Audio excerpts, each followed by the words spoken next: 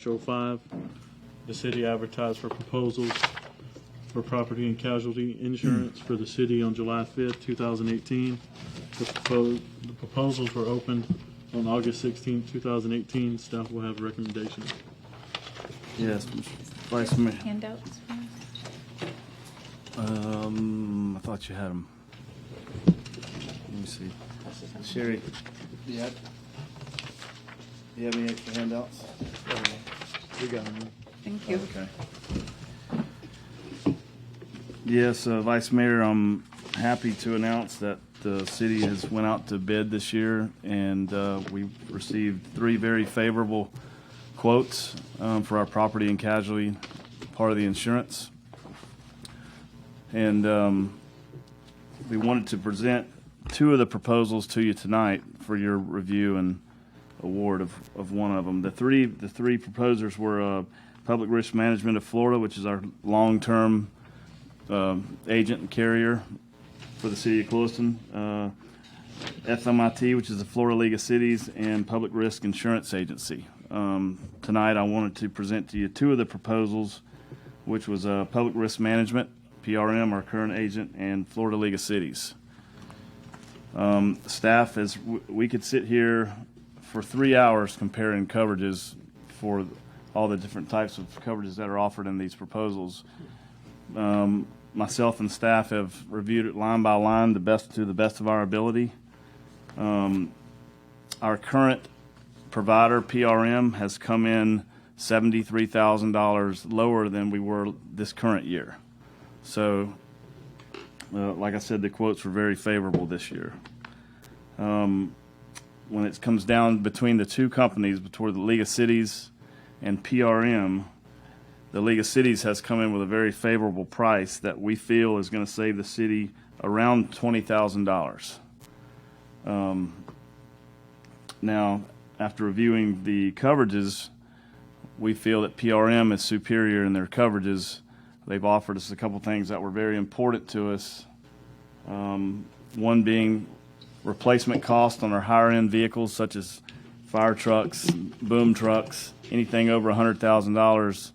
They've offered us replacement cost coverage, which we all know we experienced a fire truck that was one of our smaller units that was totaled a year and a half ago, and we struggled to put that thing back together. We did not have replacement costs in the past, but we do now. So if we total one of our larger trucks, it's a $400,000 truck, and it's worth $200,000, they will buy us a new truck and not pay us the actual cash value. And we did feel that was a very important part of the program that could come into play, since seeing how we had recently witnessed it. So you have a cost savings with the League of Cities. Staff feels that the coverages with PRM are superior to the other quote, so that's why I wanted to bring you both of the proposals. All right. I know PRM and Florida League of Cities are both here. Do y'all have anything? Yeah, I think both representatives are here. Either one of y'all have anything y'all would like to add to that? Sure. You can come up to the podium.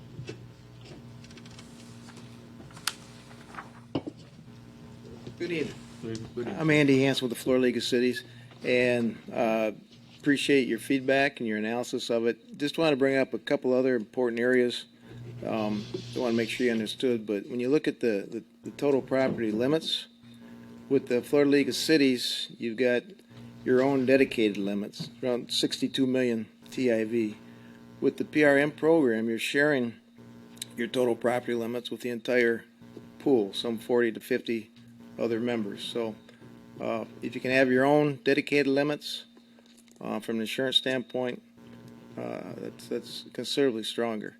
Also on the liability insurance side of it, we don't have any aggregate limits, particularly with the public officials liability coverage. With your current policy, you do.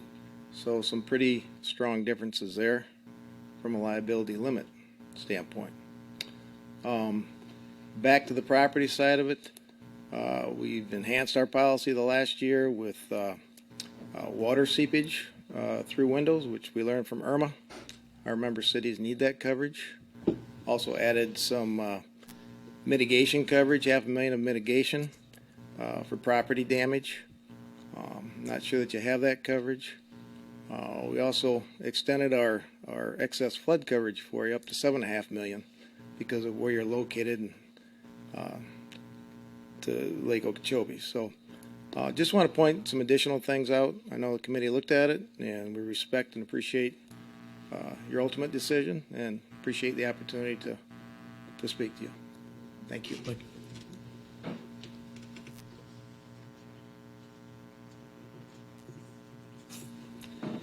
Good evening. I'm Andy Cooper with World Risk Management. We're the brokers for public risk management. We place all the insurance for the pool, and the city's been a very well respected and active member of PRM for many years. I know that in the past, I think as well that the coverage that you have with PRM is superior.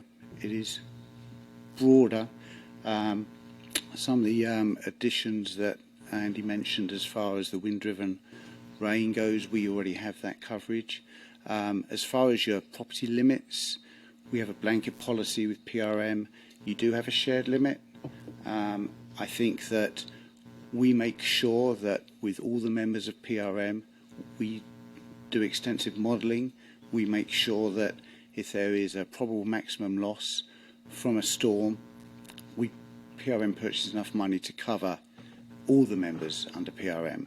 I would also like to say that it is a bit of a debate, but sometimes you might feel that 62 million dedicated limit, but with all the other members that they have, I don't see how they can purchase actually enough limit for every single member, so that if every member, which is extremely unlikely, has a loss, there isn't that much insurance out there for everyone. We did have a fire truck a few years ago that was burnt down in the fire station that was not on the schedule that you had with PRM.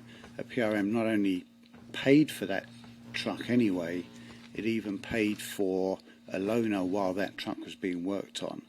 So that's something it's very difficult to put a price on.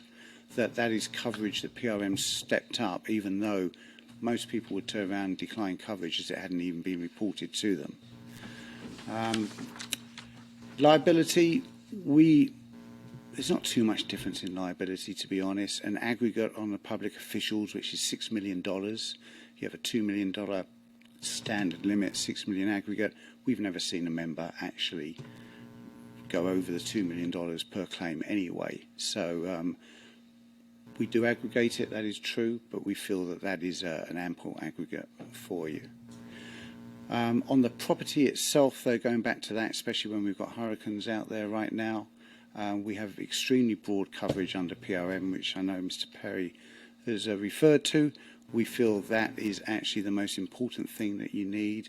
Our code and ordinance upgrades, we have 25 million shared for the pool. And as for flood, it's again a shared limit, but if it's a flood around here, we have a 50 million limit for the pool as well. So we think that over the years, we've had a very good working relationship. We hope that continues with many more years to come, and appreciate your time and your membership with PRM. Thank you. Thank you. You have anything else to add to that, Al? I don't think so, unless you have any questions. I'll entertain a motion.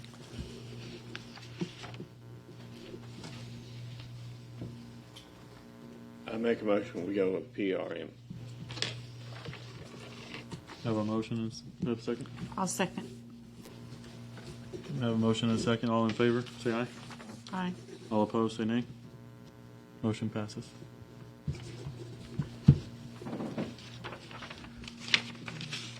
Agenda item number 9 is discussion regarding the rates for monthly garbage pickup. Yes, Vice Mayor, we need to come up with an amount, as we discussed at our workshop a couple weeks ago for solid waste, for the increase that we're going to need to implement. So I think we can do that by resolution, Gary. Yes, sir. So we're looking for direction from the board so Gary can draw up the resolution for our next meeting. And staff's recommendation is that we go up $11 on our rate. And we feel by the rate study that was done by Lee County, that will get us by at least 3 years.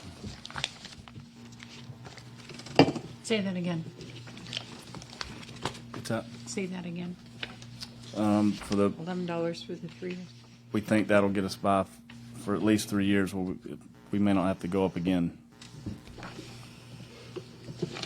And just a reminder to the board, this is all due to our tipping fees with Lee County Transfer Station. And I think we spoke at our workshop that we're going to look at some options, you know. Because I know that Lee County, you know, seems to be on the high side of the tipping fees. I know Palm Beach County, we learned they were a little cheaper because of the tonnage over there. Is that right, what we learned in the meeting the other day? Yeah, In our there's workshop? $140. Yeah, for out of the area, customers, yeah. Out of their county. Right. Right. but how are we going to stop this from, you know, escalating to where the bills just get astronomically high for our residents? You know, well, we need to find maybe some options. And, you know how it's going 10, 15, 20% every year. You know, I guess that's what I'm saying is we're going to have to look into it and meet with Lee County and see, you know, when is it going to stop? I mean, what are we going to do? I know that now they're abandoning recycling, which, you know, that was an option that we had for less tonnage, you know, that we sent to the lift stations or to the transfer stations. So, you know, they say that they're not accepting that anymore because there's not a market for it. So, which, you know, Palm Beach County still recycles, so I don't know where they're getting, you know, why the East Coast does and the West Coast is not, you know, has a problem. So I know Palm Beach County recycles. I don't know how much they recycle, but I think they do. But what I'm saying is, the bottom line is we just got to find a solution to this because, you know, we can raise rates every 2 years, but at least we owe it to our citizens to make sure that we are trying to resolve this so we don't have to raise rates every, you know, 2 or 3 years to be able to. And I agree, and you know, and it's a department that we have to a lot of capital. You know, those trucks are $300,000 every time that we have to reinvest, and you know, we need, you know, we need the capital, but at the same time, you know, we also have to, you know, make sure that Lee County is treating us fair. Al, that's guess what I'm, and I know you're going to be working on that in the next few months to see if. To come up with a, you know, or maybe talking to them, you know, having a conversation with them. But Absolutely. And you know, the agreement with Lee County is with Henry County, yeah, and of course they're in the same boat we are. So. I'm sure maybe you can speak with, you know, Chapman and see where, you know, what his game plan is on. Sure. Because I know they're gonna have to probably go up too. So I don't think they're not gonna have a choice either.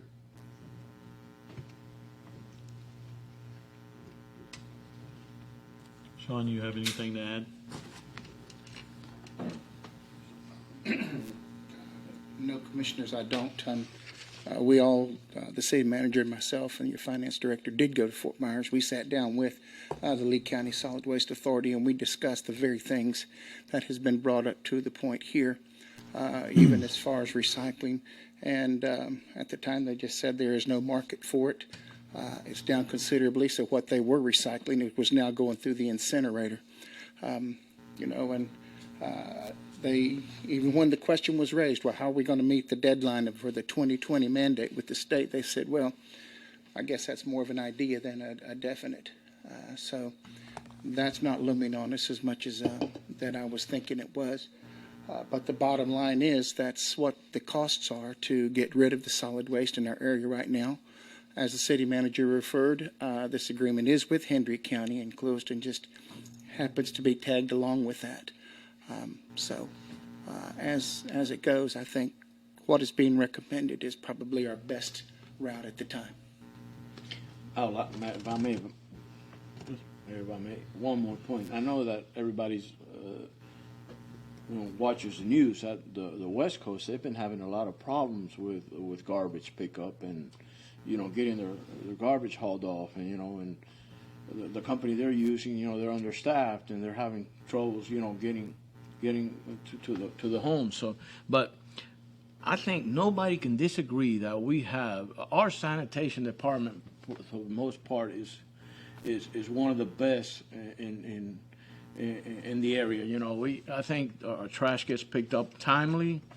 Our city, our curbside gets picked up. We have somebody full time now picking up debris. Probably everybody's seen it at one point or another. And it's not that. It's a constant battle because you pick up 2 pieces of trash and people throw 2 cans out after we pick up. So it's a constant battle that we have. But we all know that we have a good system in place. Our sanitation department does a very good job picking up the trash timely, and your curbside and your garbage twice a week. So at that point we can't complain. I mean, we've got a good department. Yeah, Palm Beach, there's some areas in Palm Beach they're talking about picking up only once every 3 weeks. They're really... Sean, isn't there a landfill on the side of 78 in Glades County? Yes, there is, but I understand that landfill is for construction debris only. Okay. What does Okeechobee do? I don't know where Okeechobee takes theirs. Have we called Glades County? I haven't spoke with them yet.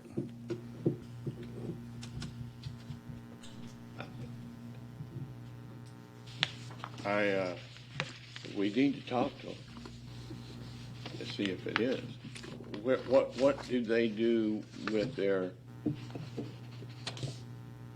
landfill stuff? Did you call Glades County and get that price? I think Glades County has 2 landfills. I think they got one in Ortona. Yeah, they do. They got one in They Ortona. do, I don't yep. know what they take. And then they've got the one right there on 78, the newer one. Do we need to look at, talk with the county and find out about the spot in Henry County that we need to, at what point does the cost become unbearable that we need to look at? There was contact made with the city of Moorhaven, and their costs are comparable to what the city is considering going to right now at about $26. As for where they take their solid waste at this time, I don't know. What are we right now? 1995. They're When we went to that, just a couple of years ago. Yeah. they're 2650 or something. Just for clarification, when this amount was brought up as a staff, we didn't want to have to come in. This represents Lee County did a 5-year rate study and within that rate study, as I said, last year the tonnage fee went up 20% to $67.70. January it's going up another 14%, which is $72.45. Then it goes up another 7%, and then a 6%. So we figured when we had our conversation with Lee County, and at this time we don't have any choices. We have to use Lee County, and the agreement is with Hendry County, and Lee and Hendry County partner together. And I'm not a solid waste professional, but they partner together. And as you know, Lee County disposes of ash here. But when we were talking to Lee County, we let them know. I mean, we expressed that was a lot for a small entity. Those increases, and that's when we were told they do a 5-year rate study. And the gentleman that I was talking to said, but utilize 3 years. Don't look at 5 years. Because they're constantly reviewing what they're doing. They're having to come because they sell power that they generate from the solid waste. Well, they don't make as much money as they used to off of that. They used to make a lot more money off of recycling, and now the restrictions that are on recycling, the countries or the entities or whoever buys the recycling, it's got to be so clean or what have you. And that's gotten to the point that there's a cost associated with that as well. So we here as a staff, we're constantly hearing, well, why don't we recycle? Well, why don't we recycle? Well, we can't, because if we recycled, it would add up. It would cost us more money than we do. But as a staff, when we discussed this, we didn't want to come in here every year and say we want to raise the rate. We want to raise the rate. So as a staff, we approached it with what will get us by in 3 years. Then we also discussed, and everything that we're talking about tonight, just so the public will know, we had a budget workshop. So everything that we're talking to the commission about, we had the opportunity to talk as a staff and the commission to talk in detail about what they're deciding tonight. And what we did, we wanted to go through the 3 years, because after Irma, we realized if something were to happen, I mean, God forbid, we hope it doesn't, but any type of debris removal, which we will be responsible for, we have to pay for that up front. The county, they paid for it up front this year, but as I understand it going forward, it will be on us. So we wanted to think, well, what if something did happen that was like another Wilma that had lots and lots? We wanted to make sure that we had the reserves available, that we could take care of the debris. And this that you see before you, the $11 rate increase, that would generate an additional $328,812 a year. And yes, that would get us through the first and the second year. And what you're looking at, that's a budget with a 3.5% inflation rate built into it, so that at the third year, we would utilize reserves, $12,050 to be exact. If the inflation rate were accurate, I mean, we would utilize those reserves at the third year, but we felt as a staff that would buy us enough time for 3 years to we would know what was going to happen with garbage and solid waste, because it is changing. I mean, these companies are looking at other ways to do business themselves. So anything that we had, of course, as we say, it's going into our reserves to take care of business, and it will not only do that, but it will allow us to stay on the schedule for the equipment. Every 5 years, we purchase a big piece of equipment, and Commissioner Rodriguez is accurate. It's $300,000 to $400,000 every time we go to purchase one of these pieces of equipment.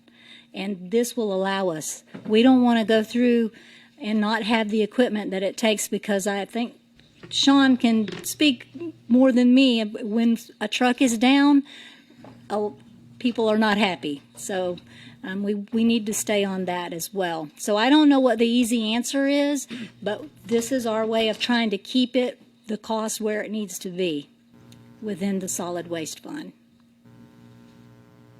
Thank you, Sherry.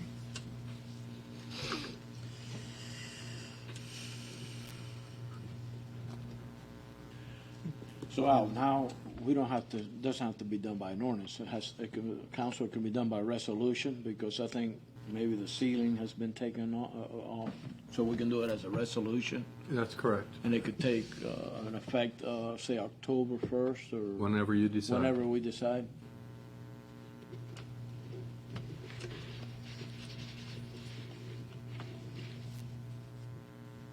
So I think this item is just asking you for direction to tell me what to put in that resolution, The amount, the dollar amount. the dollar amount for our next meeting. You need a motion for that? If you would like me to produce a resolution increasing it, I would appreciate it if you could tell me what the amount would be.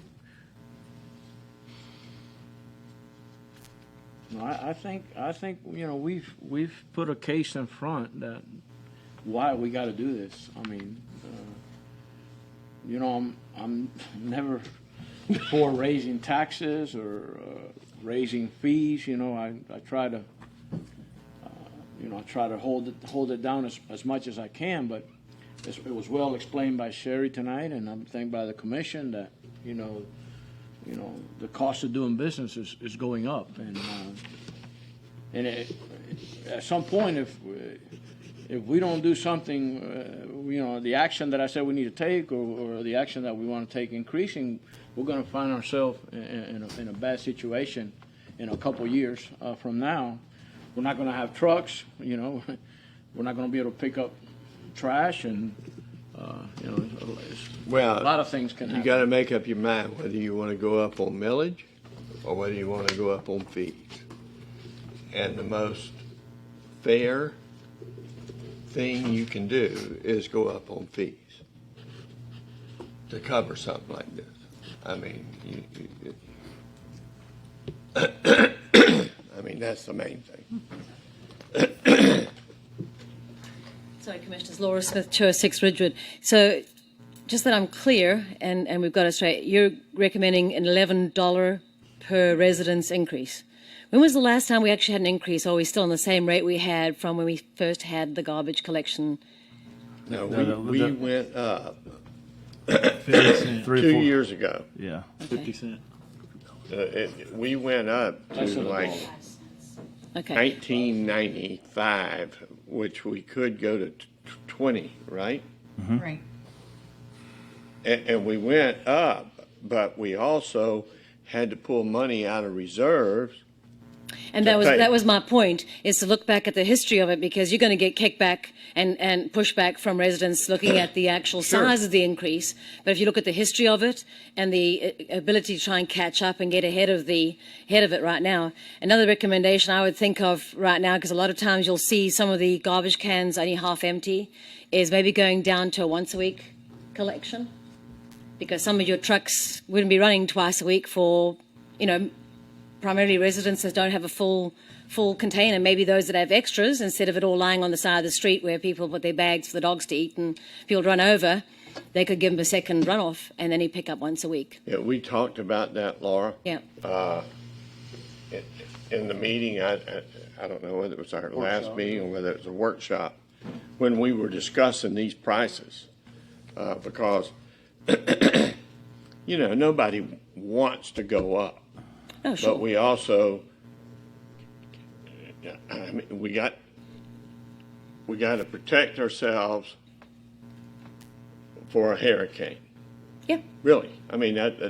And clearly those fees are designated for the particular application that they are levied for. So I think it's a fair understanding, just so the residents are going to hear and understand where the history of the actual increase comes from, and that it's funds dedicated to help us in case of a hurricane, and it's not just going to be reappropriated somewhere else to offset a cost that wasn't expected. Sure. So And if we hadn't have sent 3 people over to meet, with Fort Myers and talk about it and look at the history of the percentages, what was happening to us. And in fact, we even went to the East Coast to see what they were doing, and they are cheaper. And we did But we can't we can't go there. yeah. Oh, yeah. Because we're out of their county, and there's a $140 upcharge, but I don't know what that covers, or if that's done every month, or how it's done. I think there's fair justification for it. It's nice just for the residents to know they're not just getting $11, that there's extenuating circumstances to it that. See, they actually bought property in Henry County, and that's where they bring their ash back to that burns in their boilers. And I was on the commission when all that was worked out. Yeah. And we had a great price for 10 years or 20 years? 10 years. 15 years? 10 years. 10 years. 10 years. Okay. And it was, but now it's going completely south. Same, Yeah, it's one of the costs that don't go down with more people coming here. Yeah. Yeah. So I just want to make sure that obviously, because it's going live, that the people understand where the actual fee increase. They don't just see another levy. And I'm in agreement with you. The fees are the fairest way for everyone who's participating in that kind of service gets to pay their fair share. So Yeah. I'm good with that. But thank you. Thank you. Well, and also, we could nickel and dime it to death, and we're still going to be in trouble. We need to go ahead and, the Bite the recommendation. bullet and do it. The recommendation is $11, so we can cover, the next, 2 or 3 years. We can come back every year and, and raise it $5, and, we have to go through the whole process again, so, And I think, Sherry, when was the last time and how much was the last time we did it? As I said, we talked about this during our solid waste workshop, but just to put it in perspective, because staff does realize that's a big increase. This is our city too. And I can hear the audience talking about, as long as it's not used for anything else. It is within the solid waste fund, which is an enterprise fund dedicated solely to enterprise. And that's when we talked about this for a period of years before me, off and on.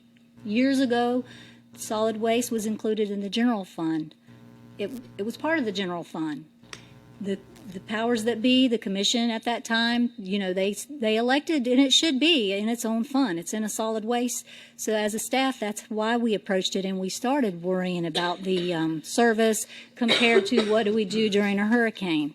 Just to put it in perspective, what we're faced with is that the last significant price increase that citizens have had happened in 2002. From 2002 until currently, which is the increase has been 45 cents. The tonnage rates from 2000, I believe it's 2009 forward, have increased 331%. If you take all of it. Right. So that's where we're coming from, is that it's getting rid of the garbage is that's our business. That's what we do, and we have no control over that tonnage fee. I can't speak for the other entities. I know everyone's faced with it. They may be, I'm not sure how they're approaching it now. But they're in the same boat we are. The tonnage is the tonnage is the tonnage. If we go out and we get a service to take care of our garbage for us, I'm not saying that they're going to come and give us a great rate the first year, but they're paying the same, $67.70 a ton right now.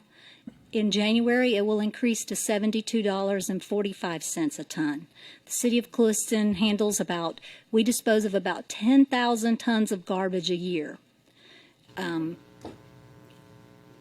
So I don't know if that answers or helps but it has not been taken lightly, and we have been really, and I realize you haven't taken it lightly either, and I don't know what the answer is, but in order for us to attend to that. And I would like to say our commercial garbage rate, it's a minimum of $19.95, the same per monthly fee. It's also $9 a square yard to get rid of it. We get rid of it in square yards, I believe, is the cubic yard. Anyway, we took a look at commercial versus residential. The issue is not the commercial. The commercial people, businesses get their garbage taken and they pay per dump, for lack of a better word. They pay for that, and it's per time. With our citizens, it pretty well takes care of itself. And I'm not saying that we should beat up on the citizens, but that's where we're bearing most of the burden at this time because of the service that we provide and the trash. The horticulture debris and everything that goes along with that. And we do talk about we have talked about going to a once a week pickup. We've batted that around every once in a while. We did. And I know that he could speak a lot better than me, but some communities are upset about that. And with us, we just don't know if that would work. I believe we have a potential for dirtier streets. Yeah, dirtier as a neighborhoods. staff. In the summertime, That's it'll what be you're just. trying to do. I'll leave that up to Sean to talk about, but I did want to bring up why, we did not touch at this time because we figured we're planning for 3 years. And I can assure you, if something were to change within that 3 years, we could reduce or what have you if we had to. But this gets us by in for 3 years for sure. We know that we're not coming in here with any problems, and we can take care if we have a storm or what have you, and it is taken care of in the proper fund, in the enterprise fund. I'll make the motion to go at $11. Second. Where Gary can write the resolution. I have a motion and a second. All in favor? Aye. Aye. All opposed? Motion passes.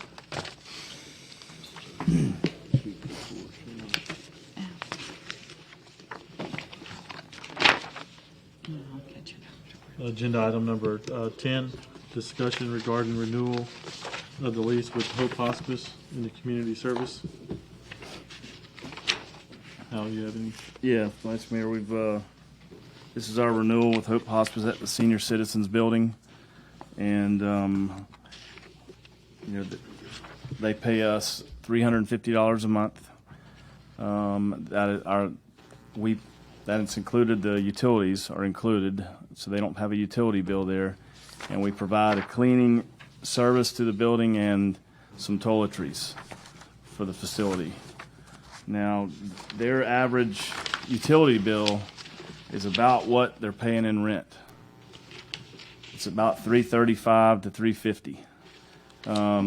So this year, staff is going to recommend that we go up $100 on the rent to help offset some of our costs. I think it's been $350 for a while, quite a while on the rent. So that would be staff's recommendation to help cover our costs. Still an extremely favorable rate. I so move. Second. I have a motion and a second. All in favor, signify by saying aye. Question. So you want the lease rewritten to reflect the increased amount and brought back with the resolution approving it? Yes. And the new amount, there's a second paragraph in this lease that says you're paying $150 for indemnification. I'm assuming the new amount is net of that, right? You're not, I have Right, Al? not Yes. okay, read where. I got it. Got it. It's, if you take a look at the indemnification paragraph in the lease,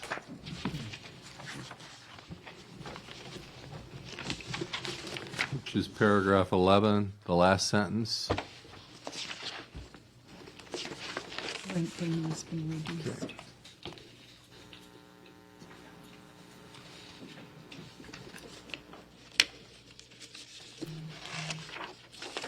So the new amount is going to be $450 per month? That's staff's recommendation. Yeah, okay. Have you talked to Hope Hospice about this? Do they know this may be coming? Did you have any kind of conversation with them? No, I have not.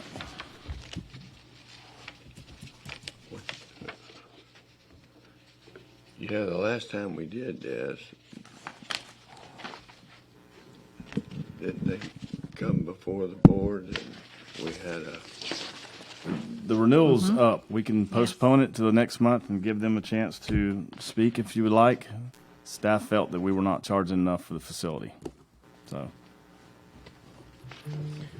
I think we ought to go with the recommendation, but I think Gary, needs to fill us in if we've done this process right. I don't know what we need, what else do we need to do to, to make it legal and, and binding and so forth. I mean, The only thing is, we just need to change the agreement, and put it on your next agenda with a resolution to approve it. That's all. okay, So you're fine. So we'll vote on it next meeting? Is that what we're gonna do, or we're gonna Yes. vote on it tonight? Yes. We'll just Yeah. table it and put it in the next Yeah. meeting? Okay. And I'll Just be like glad the to- last item, you're just telling me what to fill the blanks in with. Right. I'll be glad to reach out to them so they can be at the meeting. Please. We went through this before with them. All right, any other discussion? We had a motion and a second. All in favor, signify by saying aye. All opposed? Motion carries.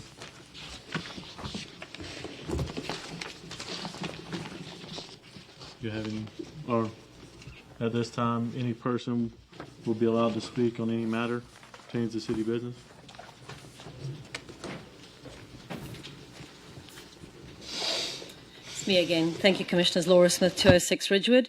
I've been talking to Debbie about a couple of issues that concern me in the city with code enforcement. I know you're all going to roll your eyes and take a deep breath and say, oh no, here we go again, same rinse and repeat. But behind a property that I own at 418 Sagamore is a piece of property at 421 West Ventura. It's a 50-foot lot. There existed a home back there many years ago. And right now I'm looking at cattle pasture. Okay, Debbie contacts a gentleman, he mows it, a couple of months go by, I complain again and rinse and repeat, here we go. About 5-6 months ago, we addressed the 50-foot lot rebuild rule, and they added the yes, but if it hasn't been a property there in the last 5 years, then, you know, you have to go through the variance and pay the money and get told, no, sorry, you can't do it. All I'm asking is that when situations come up like this, that a little bit more diligence is paid to the ordinance for the long-term effects, to make the internal processes a lot more smoother for people, to put back a single-family home. He's not asking for a duplex to go there. He's asking for a single-family home. The rest of that street, pretty much 80%, are single-family homes, tiny little ones, you know, on a 50-foot lot. Guy goes in there, $2,000 a year. Taxes doesn't sound like a lot, but you put 15 or 20 of those back on the tax rolls. We've got a little bit of income coming in instead of a code enforcement headache.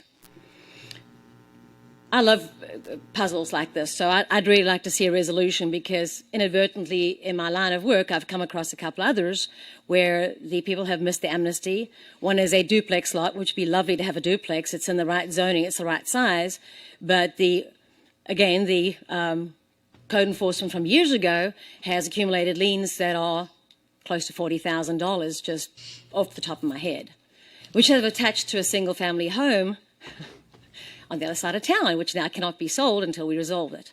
So all I'm asking is that we revisit the 50-foot lot ordinance and take that 5-year off. You know, $2,000 doesn't sound like a lot, but actually it puts a utility bill back on there. It stops me being a headache to code enforcement. It takes one more thing off of Debbie's table to keep going back and ask them, please mow the grass, put the lien on, send out the letter, and so we go on, and it goes on and on. Eventually these liens catch up and we end up talking about foreclosing on properties and trying to maintain them and the costs involved with those. Likewise, with a number of other ordinances too, these should lean towards internal processes and procedures that are very clear and very well addressed for people that want to apply for permits, want to know the clarities of pieces of property that are available to be built on, so that that can be an internal administrative position that is taken, that doesn't have to come and take time from code enforcement, from the Commission's time, and we go around and around and around addressing these issues. So I'm just asking for clarity and to move forward, that some of these things get revised with a long-term projection and a long-term outcome that can facilitate people who want to come in and do business. Ordinances that prevent 27. In my line of business, curb appeal. You drive past the ugly house with overgrown vegetation, guess what? They're moving on to the next one that's got a pretty painted front door, nice landscaping. Our 27 corridor is another one that we need to look at as well. People are coming through, looking at an ugly duckling, going, you know what, I'm moving on. Because Love's gas station in Moorhaven looks a whole lot better than what we've got. And I'm proud of our town. I love it. It's given me a great opportunity to live the American dream, to give back where I can. And I'd really like to see us be a little bit more progressive, a little bit more, disciplined in caving into influence and caving into not taking a hard line. Because if we don't take the hard line, we're going to be behind the 8 ball and we're not going to be able to catch up. We have vacant properties on 27 that are not being maintained. We have signs still up there. One person can't do it. No, I agree. It needs to be collected, and I think if it filters down from the top and the inspiration is given and the confidence is given to the people to make the hard decisions, I think we'll prevail. We can't wait for the airport. It's not going to be the manna from heaven we're all expecting. We have 7 years between now and the first turn of the ground. We need to get these things under control where somebody comes in and says, I want to do A, B, and C, and the city says, yes, you can, because we've already been ahead of you and we've already designated that very clearly. No ambiguity, no fast tracking, no sideways looking, turning a blind eye, deaf ear, whatever it is. We've got to get it straight. So I thank you for hearing me. And I totally agree with you, Laura, on the 50-foot lots. I mean, we might have to put a 1,000-square-foot house on there. 900 square foot is the minimum required. I'm building one right now just down from you. I should be starting in a couple of months. The only reason I could do it is because the 5 years is up in March next year. I mean, it's not going to be an overbuild like the one on the corner Venture. I know that was a waiver because their lot was all crazy, that big greenhouse. But we have a house. We have it on the tax rolls. It doesn't look that out of place from what the rest of the area looks like. No, that house looks great down there on the four-way stop. Absolutely. And I think that's where we need to go to. When you put a new home in there, the neighbors kind of, get on board and tidy up and clean up. And we've seen it in some of the areas that I've got some places. You start cleaning up and suddenly you find the pile. And I know Sean makes a joke and says, hey, there's a whole pile outside the house. I'm like, sorry, can you pick it up? We're cleaning house. What can I say? So, but it's there. I think it's a corporate effort. I think if the message is clear, it'll get through to everybody that it's a good place to be and where we're moving forward and we're looking up. So, thank you for hearing me. Thank you. Thank you. My name's Jerry Cochran. Have we got any update on the progress being made in getting some of these people to remove the plywood shutters that they put up a year ago? Because there's still a fair amount of it around town. Well, I think they ought to leave them up right now, Jerry.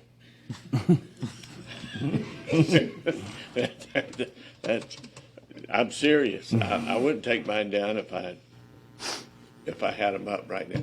Well, I But understand. I do agree with you. I mean, the reason that you don't take them up is because we didn't enforce the ordinance that they're supposed to have been removed. Right. And I understand some of that takes time, but we're looking at a year now that these things are up. And I expect the city to do a little bit better on code enforcement than that. I think we've been turning a blind eye to it. They're up in my neighborhood. They're all over town, just a smishmash. Some of them have come down, but there's a lot of them still up. It's an eyesore. Debbie, do you have an update on that? Have you been doing anything with that? I've done several. I'm sorry.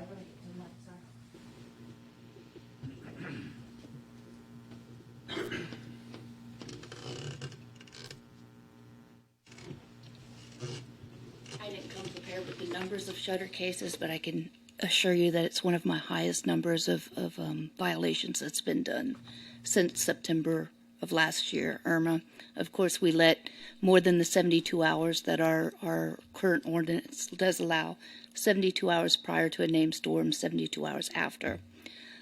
After Irma, we did allow it to go longer. I think I started at 3 months out.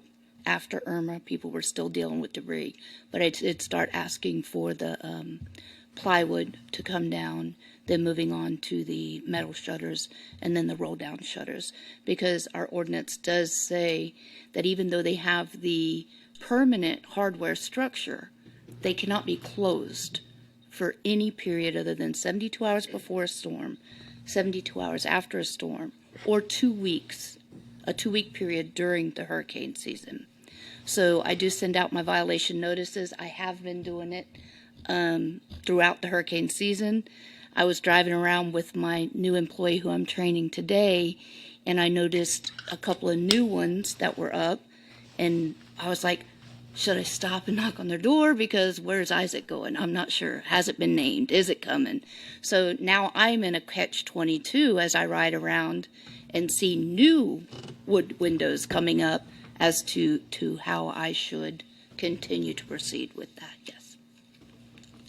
Yeah, I think now with those storms out there, we kind of leave it and see But it if they go definitely away. has not been not done. And yes, I'm the sole code enforcement officer, but I can assure you that the violation numbers are high, and I can definitely give Al the exact numbers of just shutter violations that I have done since Irma, and I'll be glad to give those numbers to you so you can see that they've been active. Well, Debbie, I think after the hurricane season in November, we should have zero tolerance on that. We got to get them off. I mean, some people didn't take them off all year, and that's what maybe Jerry's saying. And I agree, we got 5 storms lined up now, and, you know, everybody's panicking, but after November, after the season's over, everybody's got to take these things down. And then, Oh, I definitely and we gotta agree. we got to work on people trying, and I know they're expensive, and, you know, to put those roll down shutters and, you know, match the house, blah, blah, blah.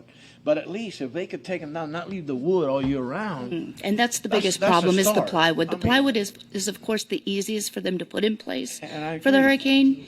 And then I get a lot of blowback, you know, oh, it helps me with my air conditioner bill. And so there's a lot of other reasons. It helps them with security.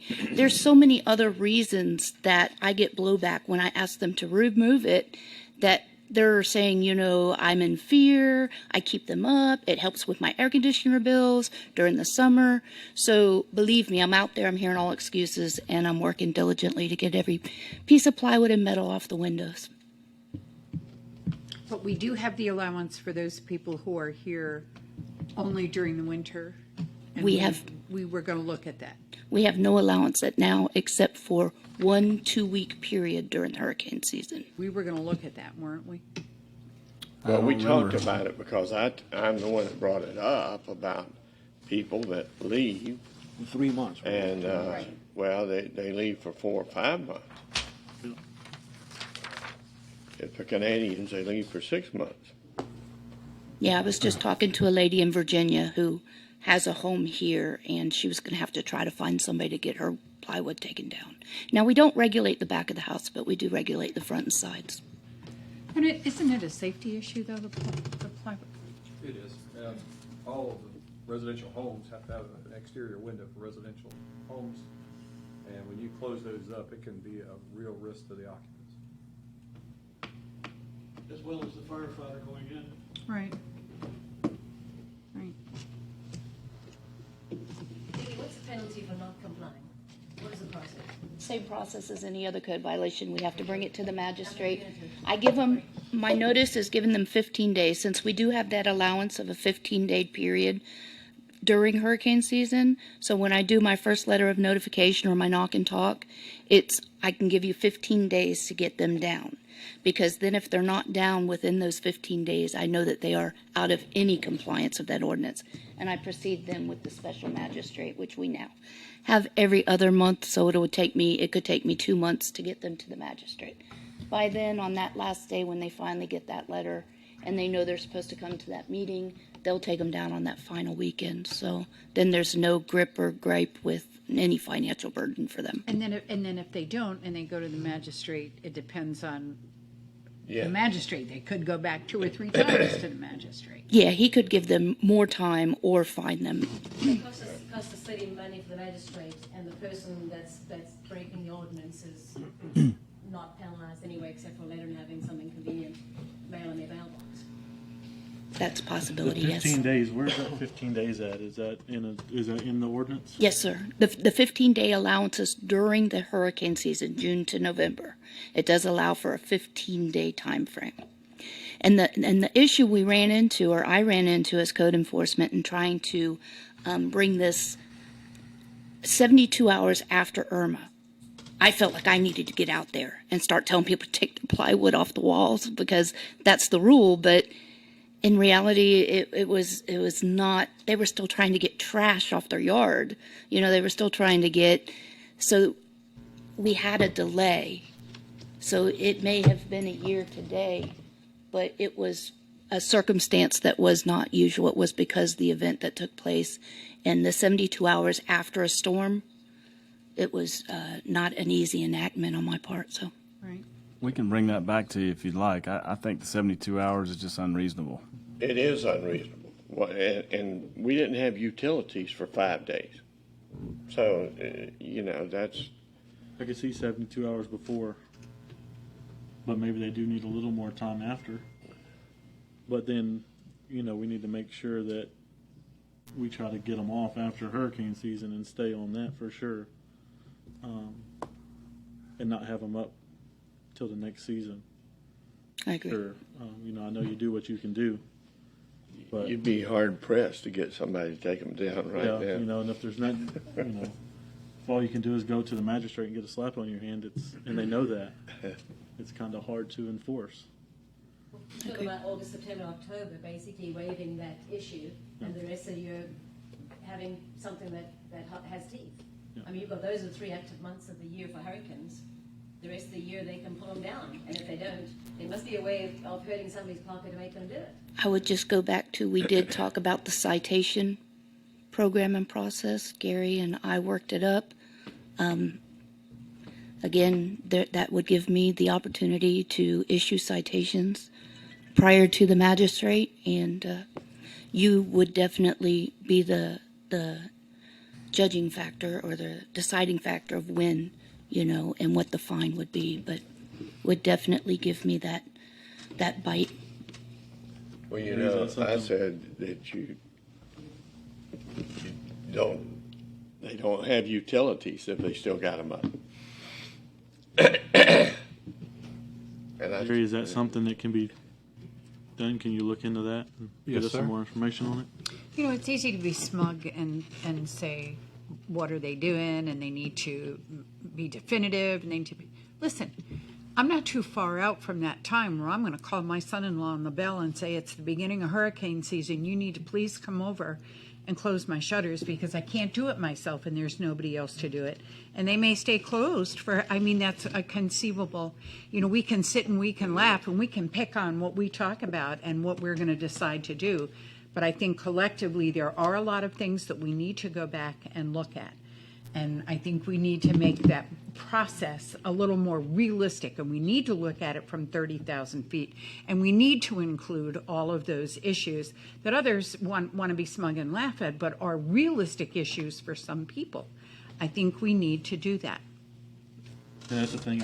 I'm young now, and I understand I can get out there and put them up and take them down. And there are older people that have to pay someone, and during hurricane season, they should be able to have a bigger grace period. And I to understand keep what Debbie's those. saying about the 72 hours afterwards. I could see where people would be concerned when they were watching what Florence was doing and may have gotten them up. You know what? Get them back down again. However, once we're impacted in the way that we were after Wilma, Sherry referenced Wilma earlier. After Wilma, we were in debris up to our armpits for a very extended length of time. And when you're pressed to putting the very house back together, that may be one of the last things that's on the list. So we need to be cognizant of that. We need to take a look at that. Maybe we probably need to revisit the whole system. I'm not complaining about the people that go, over 72 hours, the people that during hurricanes they leave them up for a couple of months. I'm complaining about people that thumb their nose in February and March and April and May and have still got those stinking wood shutters up. And That's what my concern is. Not somebody. I don't care if somebody puts up wood shutters in July and leaves them up for 3 months, or 4 months. I can live with it. But when they got them up in March and April and June, or March and April and May, that's nonsense. And I agree with. And if we can do some kind of a citation that'll hit them in the pocketbook a lot more quickly than that magistrate does. Yeah, put a little teeth in the ordinance, and let's, I think code enforcement, I think they do a pretty good job of giving some people a leeway when there's extenuating circumstances. And if it's another storm coming down, I don't think anybody's going to say, got to get them down, and you got to put them up. You can put them back up and get in 3 days. Some storm shutters like mine, it's a pretty much a day project to get the stinking things up. I don't have a problem giving some tolerance, but people got them up in February, March, and April. They're gaming the system, and I'm all about just like February, that. March, and April. Thank you. Okay. You have anything? No. No? I'm good. Philip? Speak? I'll wait till next meeting. I did have some. Good. Yeah, we don't have one. You got anything? No, I don't have anything. Motion to adjourn? So moved. Second. Second, third.